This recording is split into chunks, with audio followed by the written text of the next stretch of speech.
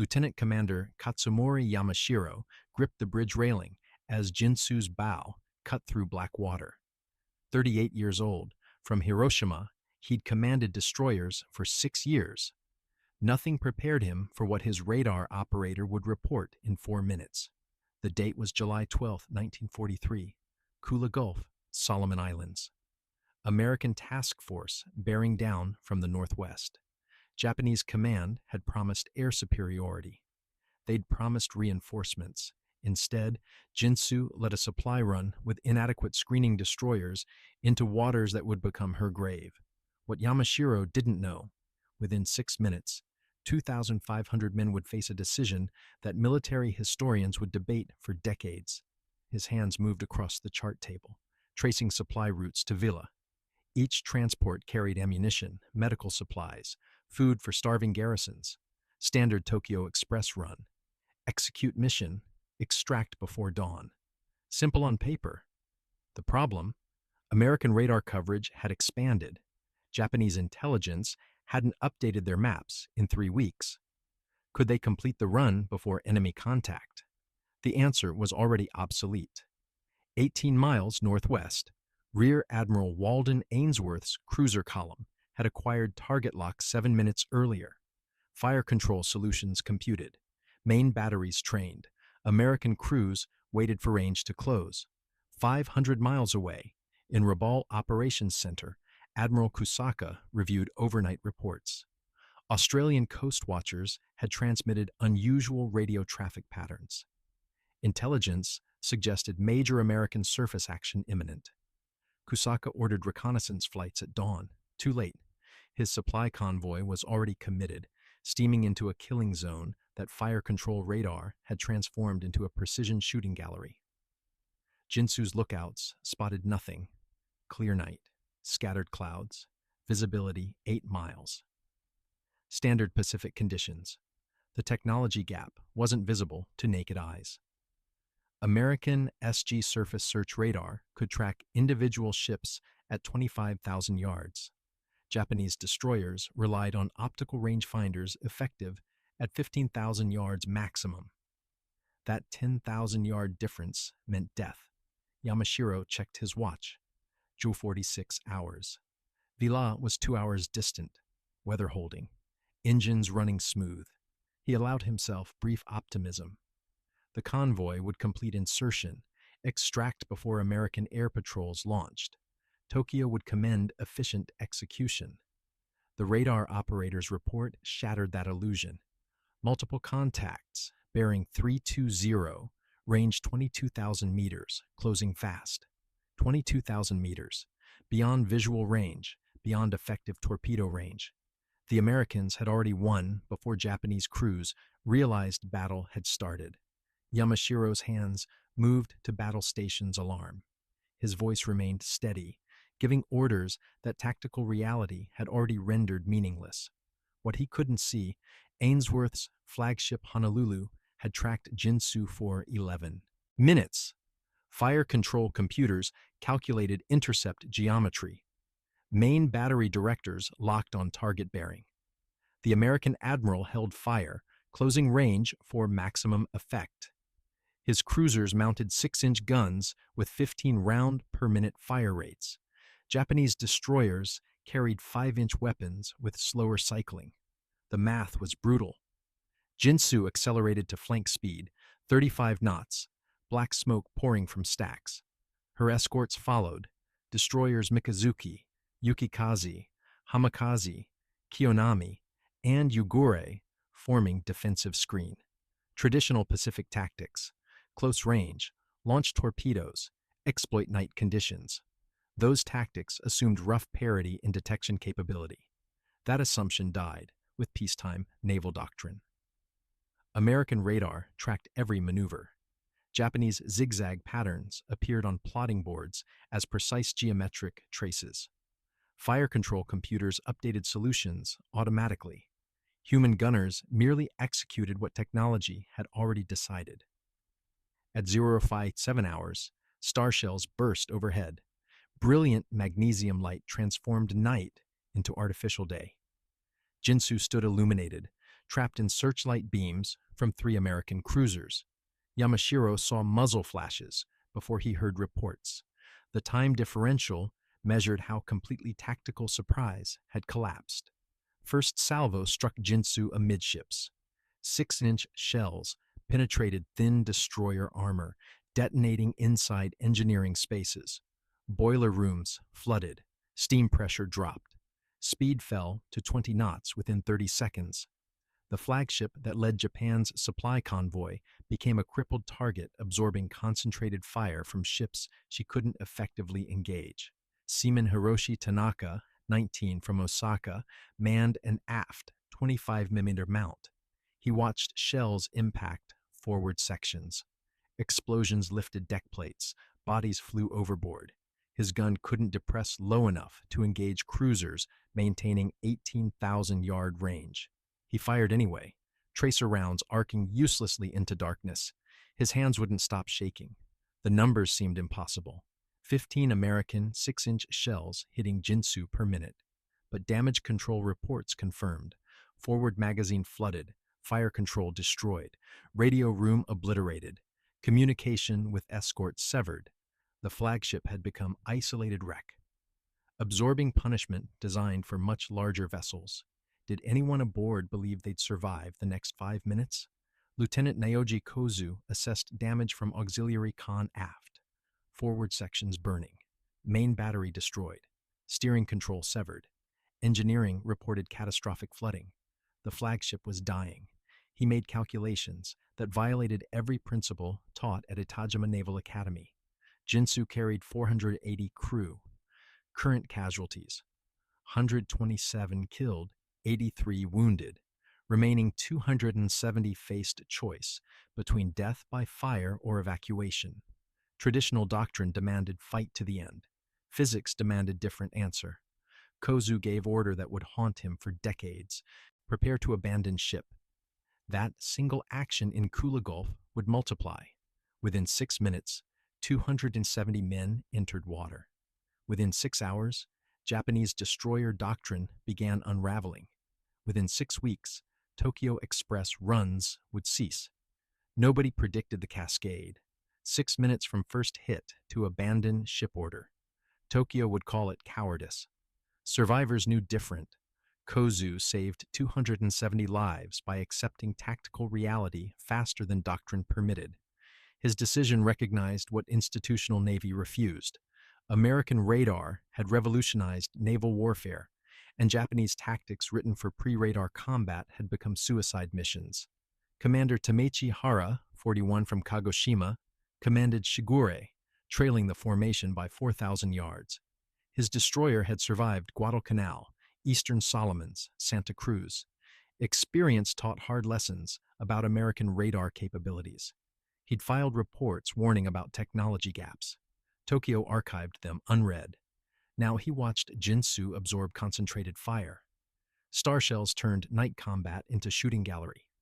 Traditional doctrine demanded immediate torpedo attack, close with enemy, exploit superior Japanese Gyur oxygen-propelled Type 93 torpedoes. Hara calculated different math. His quartermaster logged observations. American cruisers maintained precise 18,000-yard range. Fire control tracked multiple targets simultaneously. Radar directed searchlights with impossible accuracy. The technology advantage negated Japanese tactical doctrine developed through decades of night combat training. Hara made decision that violated every principle. He ordered emergency turn to starboard, away from enemy formation. His executive officer protested. Breaking contact abandoned Jintsu. Hara's response came flat. The flagship was already lost. Saving Shigure preserved knowledge about American capabilities. The innovation wasn't tactical brilliance, it was survival arithmetic. American radar made traditional night combat suicide. Japanese long-lance torpedoes couldn't compensate for detection disadvantage.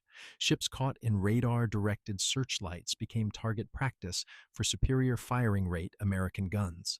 The solution was obvious once someone survived long enough to document it.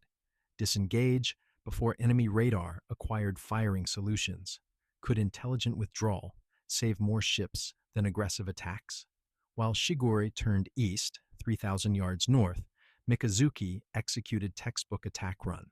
Commander Masayuki Kitamura, 36 from Yokohama, led his destroyer straight toward American formation. Speed 33 knots. Torpedo crews prepared Type 93s for launch.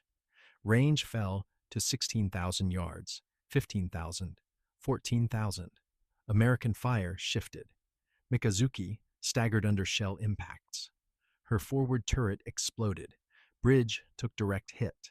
Kitamura died at his post, body never recovered. His executive officer maintained course long enough to launch 8 torpedoes before damage. Forced retreat. All 8 missed.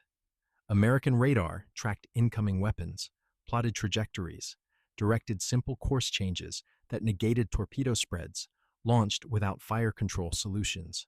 The problem was systemic. Japanese destroyers trained for visual engagement ranges. Peacetime exercises assumed mutual detection at similar distances. American radar eliminated that assumption. Ships appeared on screens before lookouts saw anything.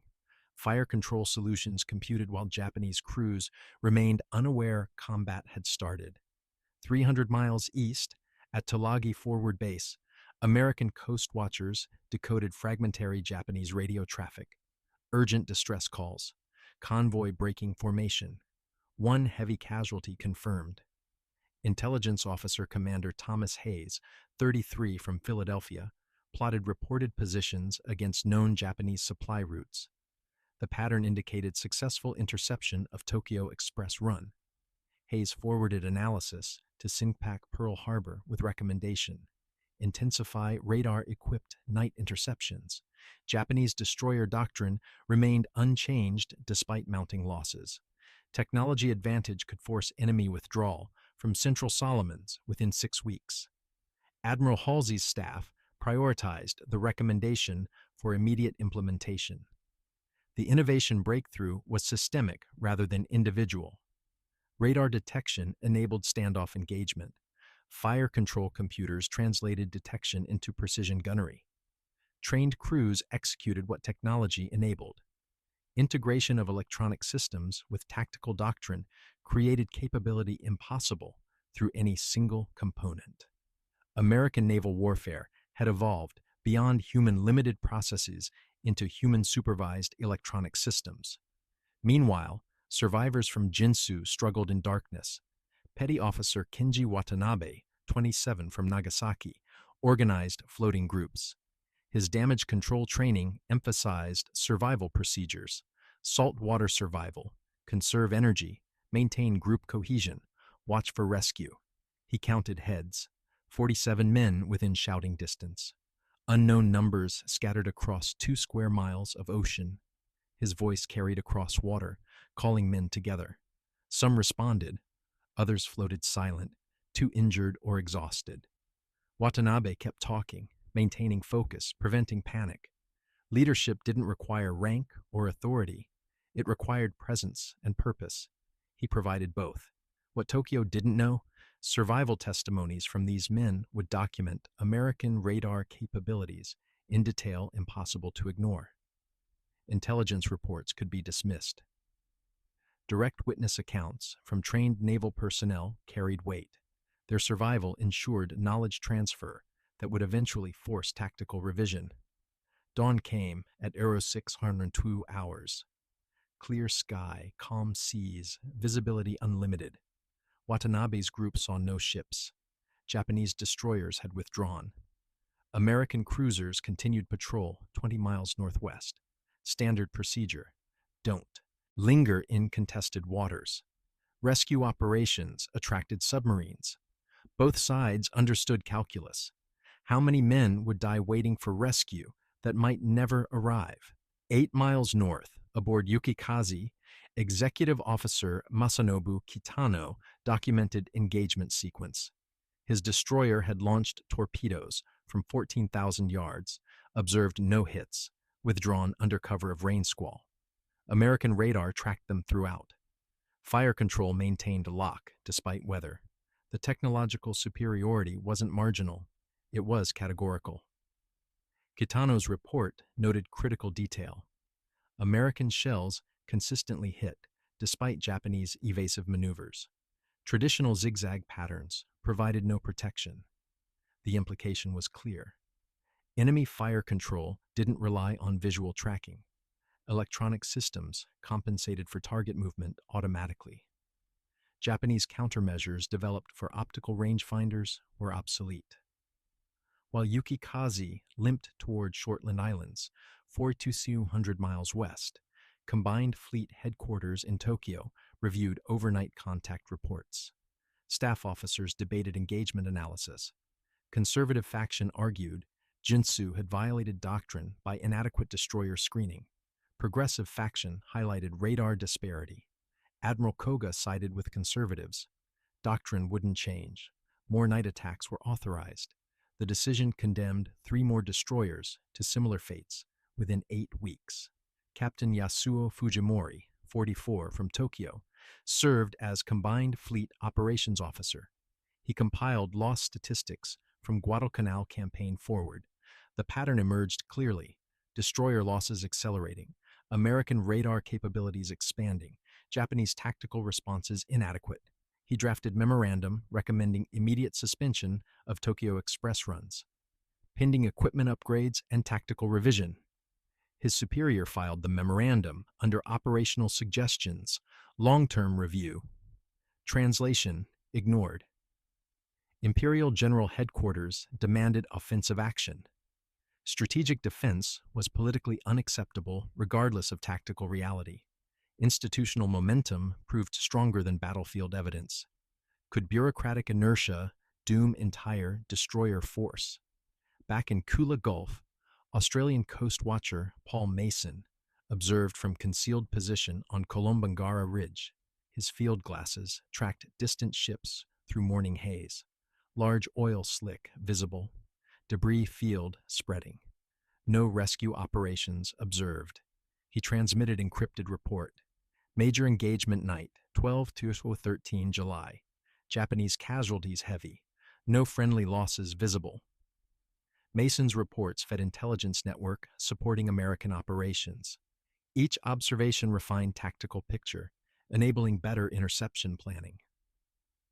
Japanese remained unaware how completely their logistics routes had been compromised.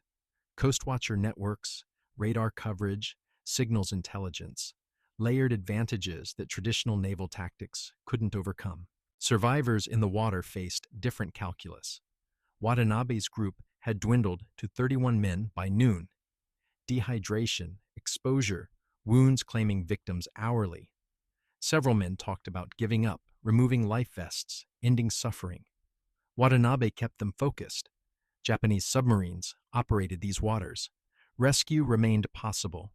The mathematics were brutal. Each hour reduced survival probability, but hope prevented mass surrenders. One sailor, machinist's mate, Takeshi Ito, 24, from Kobe, clung to wreckage with both hands despite burned palms. The pain was constant, overwhelming. He'd escaped Jintsu's engine room seconds before boilers exploded. 10 crewmates died in that space. He survived by pure chance. Wrong turn toward exit hatch saved his life. Now he fought to maintain that survival through will, alone. Would random chance or systematic rescue determine who lived? At 14:30 hours, submarine I-180 surfaced 3 miles west. Her lookouts spotted debris field, began systematic search pattern. By 16:15 hours, they'd recovered 174 survivors from Jintsu. Commander Yamashiro was not among them. His body was never recovered. Tokyo would posthumously promote him, 2 ranks for dying at his post. The promotion changed nothing about radar advantage that killed his ship. I-180 submerged at 16:40 hours, running submerged to avoid American air patrols. Her crew processed survivors, medical treatment, dry clothing, food, documentation. The submarine's war diary recorded stark numbers. Jintsu complement 480. Survivors recovered 174. Casualties 306, 64% killed or missing. Modern naval combat had achieved casualty rates matching World War I infantry assaults. 800 miles south at Espiritu Santo repair base, American damage control teams analyzed battle reports. Honolulu had fired 612 rounds of 6-inch ammunition. Estimated hits, 180-200 on Jintsu. Hit rate, approximately 30%. Pre-radar night combat.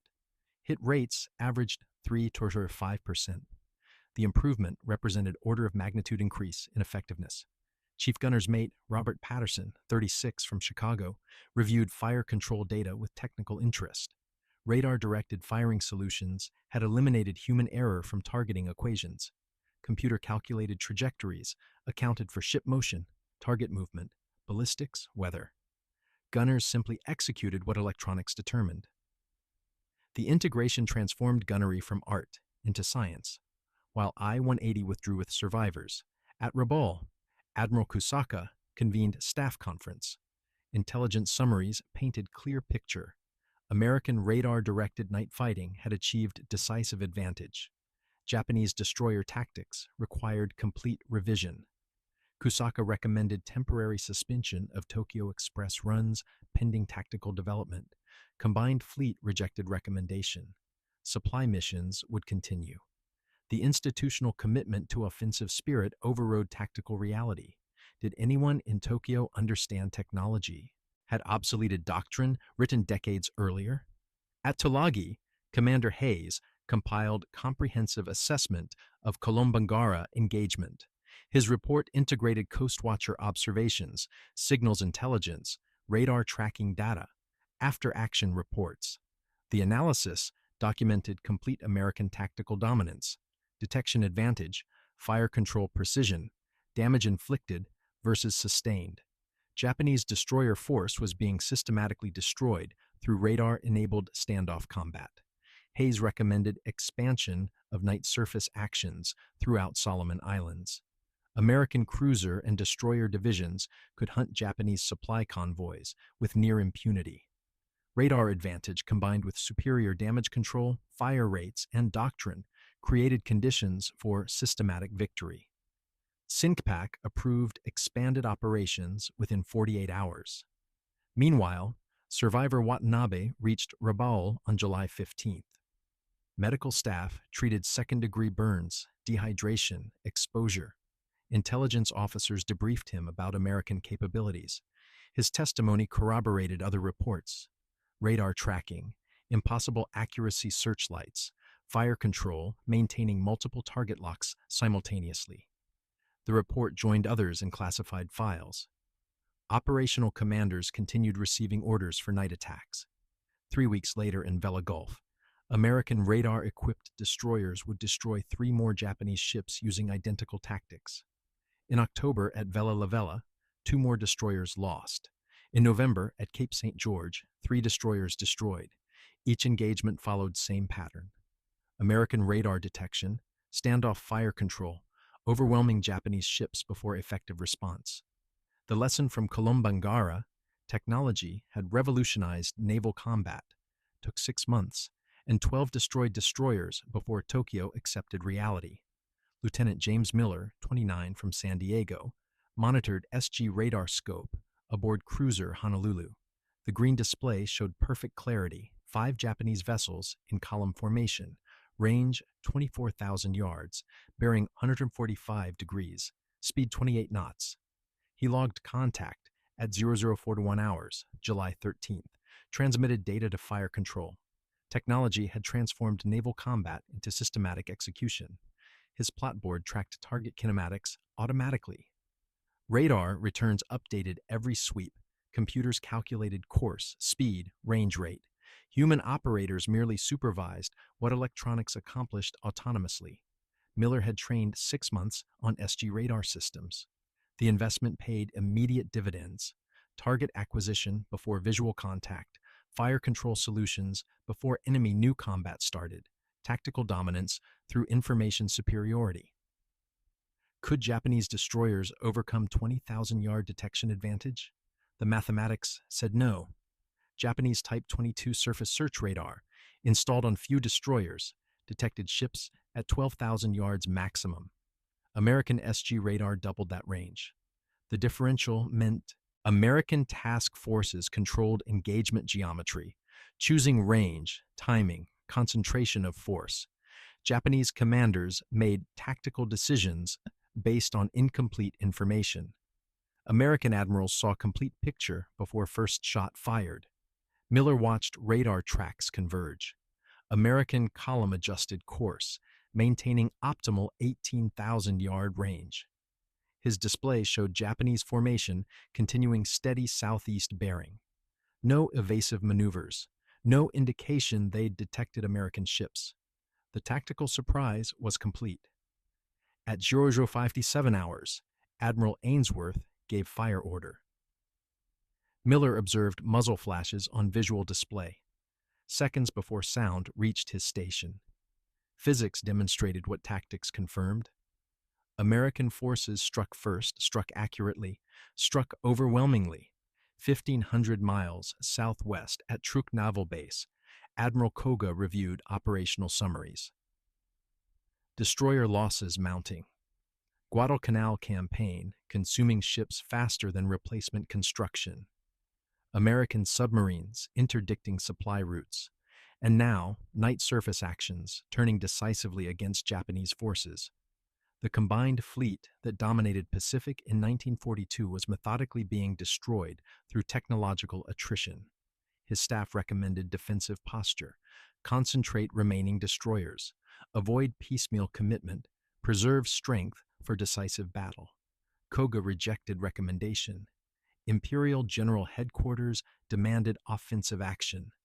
Strategic defense was politically unacceptable.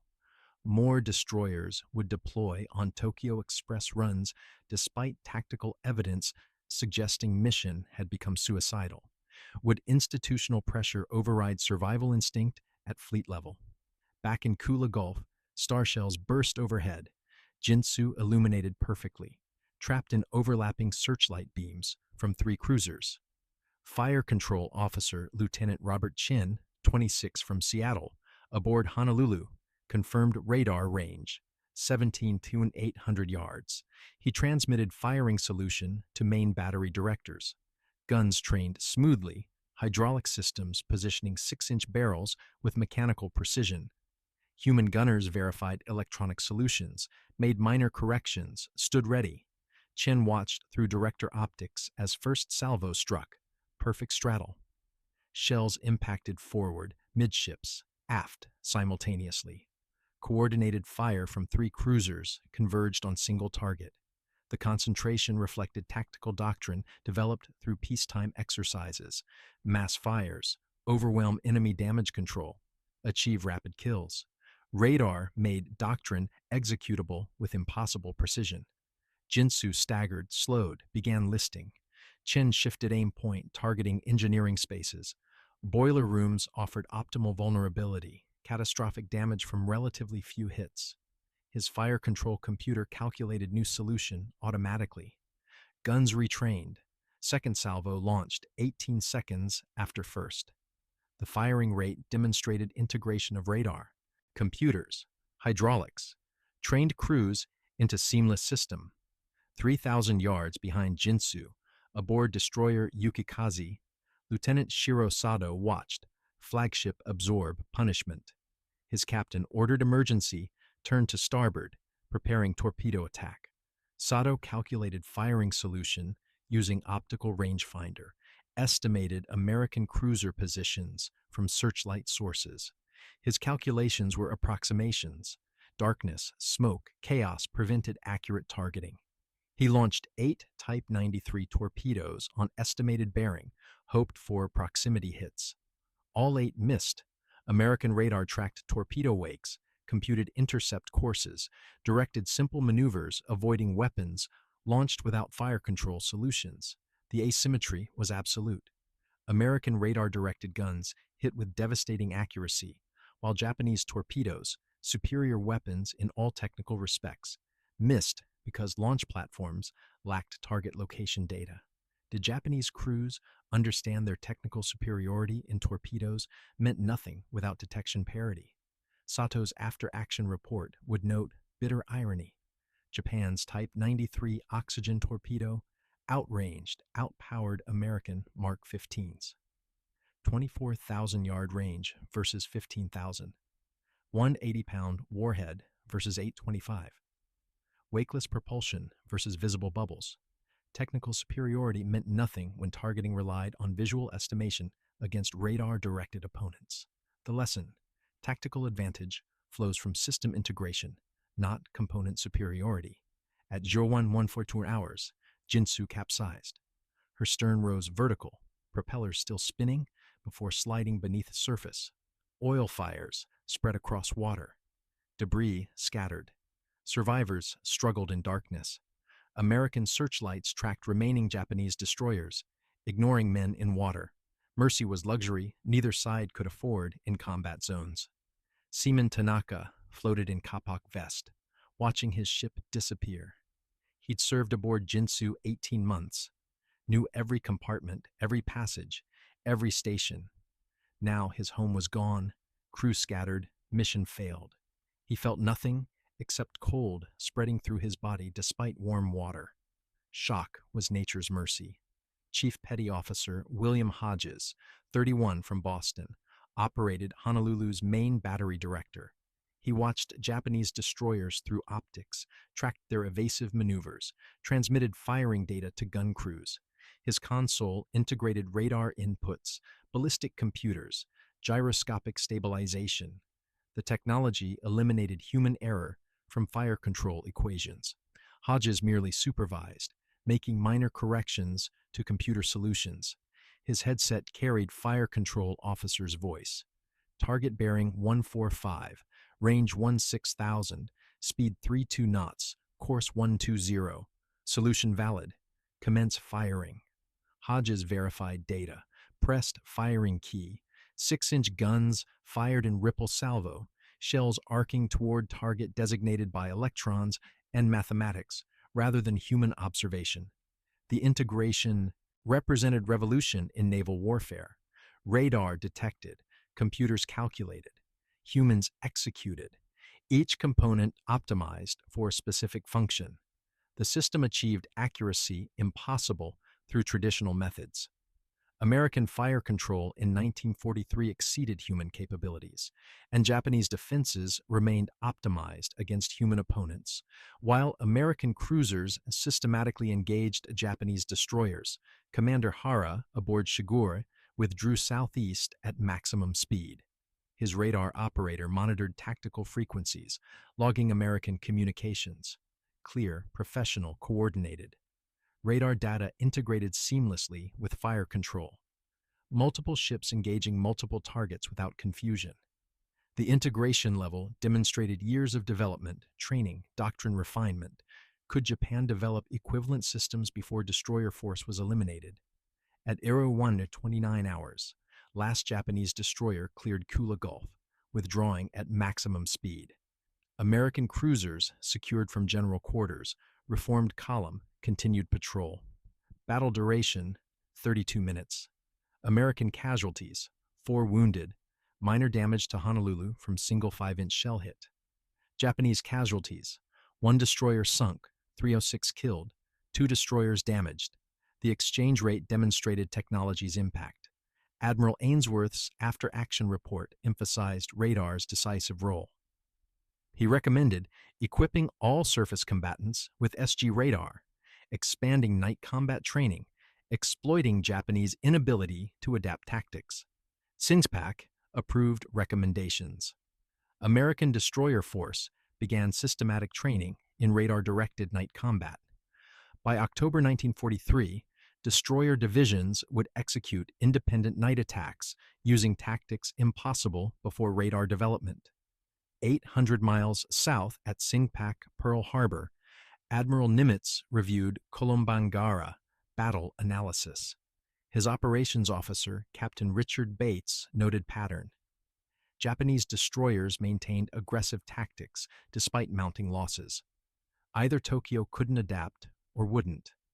Either way, opportunity existed for systematic destruction of Japanese destroyer force through exploitation of radar advantage. Nimitz approved expanded night combat operations throughout Solomons. That decision would result in 12 more Japanese destroyer losses within 6 months. Technology advantage, properly exploited through doctrine and training, had created conditions for complete tactical dominance. The statistics told brutal story. Battle of Kolombangara, July 13, 1943. Japanese losses. 1 destroyer sunk, 306 killed, 2 destroyers damaged. American losses, 4 wounded, minor shell damage. Exchange rate, 76.1 in casualties, complete tactical victory through radar-directed standoff combat. But numbers alone missed larger impact. Jintsu's sinking demonstrated technology gap Japan couldn't close. American SG radar detected targets at 24,000 yards. Fire control computers calculated solutions automatically. Trained crews executed with precision impossible through optical systems. Japanese destroyers, despite superior torpedoes and aggressive doctrine, couldn't overcome detection disadvantage. What single battle revealed, naval warfare had fundamentally transformed, and only one navy had adapted. Strategic consequences cascaded beyond immediate tactical results. Within 3 weeks, American forces executed Vella Gulf engagement using identical radar-directed tactics. 3 Japanese destroyers destroyed, 0 American losses.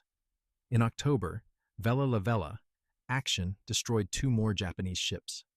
November's Cape St. George engagement eliminated 3 destroyers. Pattern was consistent. American radar detected, computers calculated, gunfire destroyed before Japanese could respond effectively. Tokyo finally acknowledged reality in December 1943.